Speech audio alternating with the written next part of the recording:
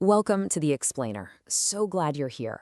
If you're a focused learner trying to cut through all the noise out there, you are in the exact right place.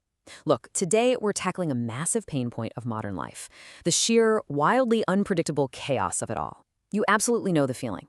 You wake up, check your phone first thing, and bam, you instantly feel like you're 10 steps behind. Whether it's global uncertainty, career stress, or just feeling personally overwhelmed, it kind of feels like the ground is constantly shifting right underneath us, doesn't it? Well, our goal today is simple, but honestly, it's profound.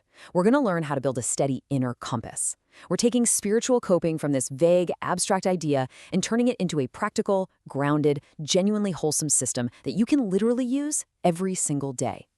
Okay, let's dive into this. I want to ask you a question directly. What kind of inner ground holds when life does not? Just let that sink in for a second. See, we spend so much time and frantic energy trying to fix our external circumstances, right? But what happens when the circumstances just cannot be fixed? What actually remains true when your feelings keep changing, your daily routines get completely blown up, and your carefully laid plans totally stop working? You know, most of us just assume that to find peace, we first need to eliminate all the noise. We think we need this perfect, absolute silence to finally find our footing. But listen to this. Spiritual clarity is not the absence of noise, it is the ability to orient yourself inside it. Confusion isn't always the enemy. In fact, it's rarely the opposite of direction. Often it's actually a signal.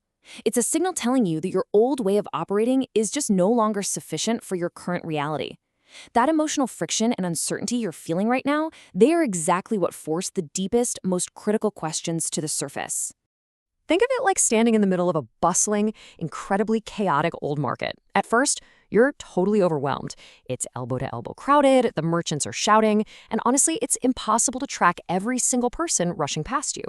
But if you stop trying to control the whole market and just pause to kind of read the room, if you start noticing the natural rhythms, where people naturally slow down, where the pathways actually open up, the whole place starts to make sense.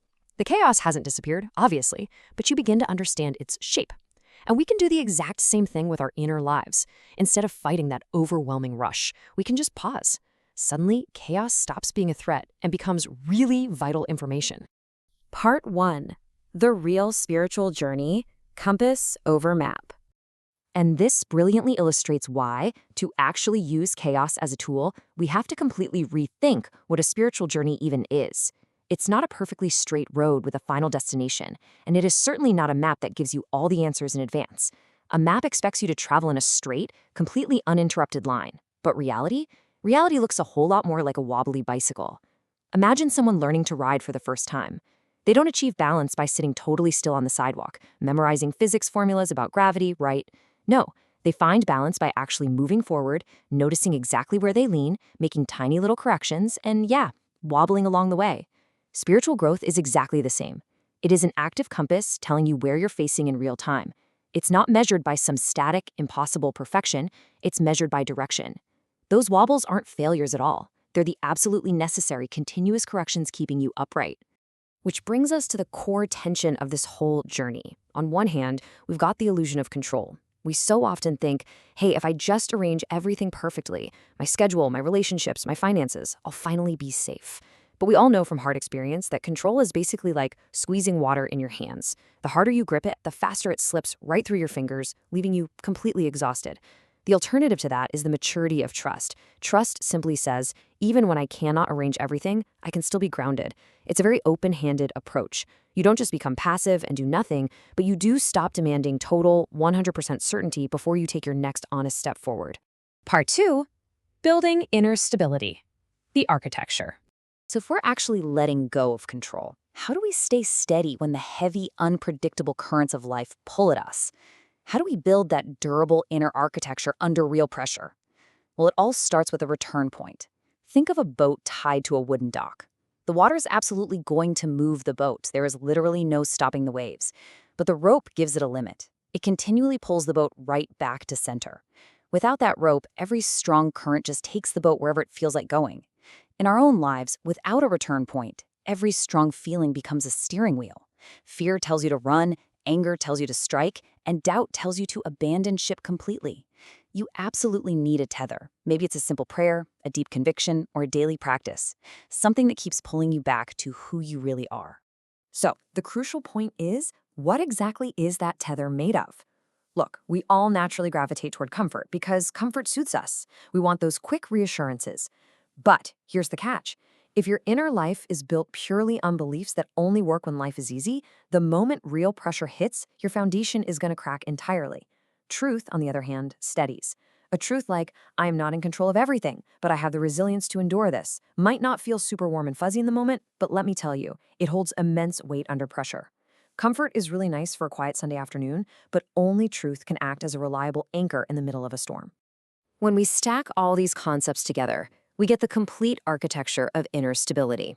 It's essentially 5 interlocking steps that form the sturdy foundation of a grounded life. First, there's the return point we just talked about, anchoring us firmly back to center.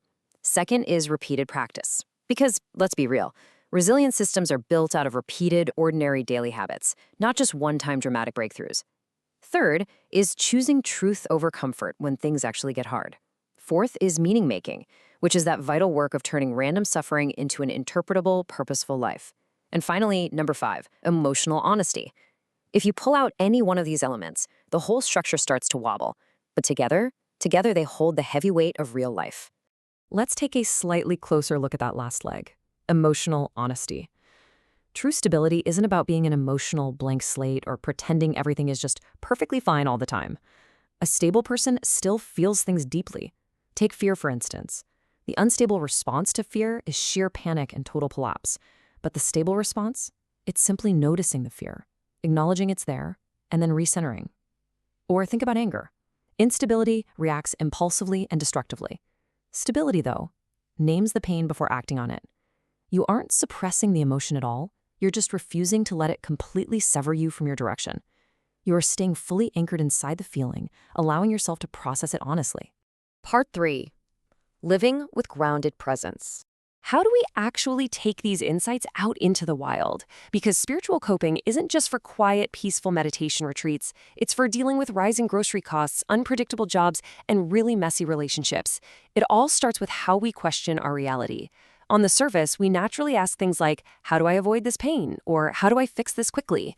That is living entirely in reaction mode, letting the outside circumstances completely dictate your inner state. Now, what's really interesting about this concept is when you have inner stability, you can pause and ask much deeper questions. Questions like, what can this pain teach me? Or what is actually being asked of me right now? Suddenly, the chaos isn't just a frustrating interruption to your day, it becomes incredibly useful information shaping the exact person you are becoming. And that brings us to the core takeaway that ties this whole wholesome understanding together. A spiritual journey is the ongoing process of becoming inwardly aligned with what is true, so that chaos does not own your center. Chaos reveals exactly where you are shaken. The journey itself is the deliberate, gentle process of reorienting yourself. And inner stability, that is the architecture that holds you steady while you do it. The goal was never to magically escape the storm.